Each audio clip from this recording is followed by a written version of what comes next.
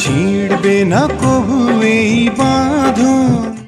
ভালোবেসে সামিরা হককে বিয়ে করেছিলেন ঢাকাই সিনেমার অকাল প্রয়াত নায়ক সালমান শাহ। চট্টগ্রামের একটি ফ্যাশন শোতে 1990 সালের 12 জুলাই তাদের পরিচয়।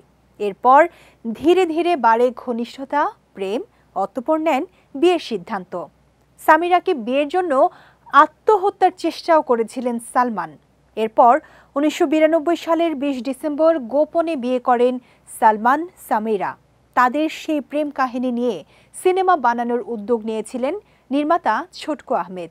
ছবিটির নাম দিয়েছিলেন স্বপ্নের রাজকুমার। তবে সালমানের মা নীলা চৌধুরীর আপত্তিতে শেষ মুহূর্তে ভেস্তে যায় সিনেমার কাজ। এ প্রসঙ্গে ছোটকু আহমেদ জানিয়েছেন, সালমান সামিরার প্রেম কাহিনী পর্দায় তুলে ধরার পরিকল্পনা ছিল নায়কের প্রথম সিনেমার নির্মাতা সোহানুর রহমান সোহানের। সামিরার কাছে তাদের প্রেম কাহিনী শুনে সাজিয়েছিলেন গল্প। 2023 সালে সোহানের মৃত্যুর পর সেই গল্পে প্রাণ দিতে চেয়েছেন ছোটকু আহমেদ। নতুন করে শুরু করেছিলেন প্রি প্রোডাকশন।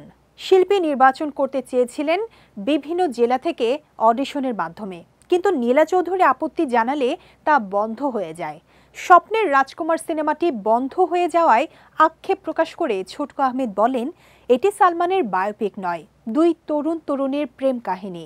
এই গল্পে নীলা চৌধুরীর তেমন ভূমিকা নেই। এরপরেও কেন তিনি প্রশ্ন তুলেছেন সেটা আমার বোধগম্য নয়। গল্পটি মূলত সামিরার, তাই সামিরার সঙ্গে দেখা করতে গিয়েছিলাম। সামিরার সঙ্গে আমার ছবি দেখার পর সালমানের বেশ কয়েকজন ভক্ত গালাগাল করেছে। সব মিলিয়ে এখন আর সিনেমাটি নিয়ে আমি ভাবতে চাইছি না।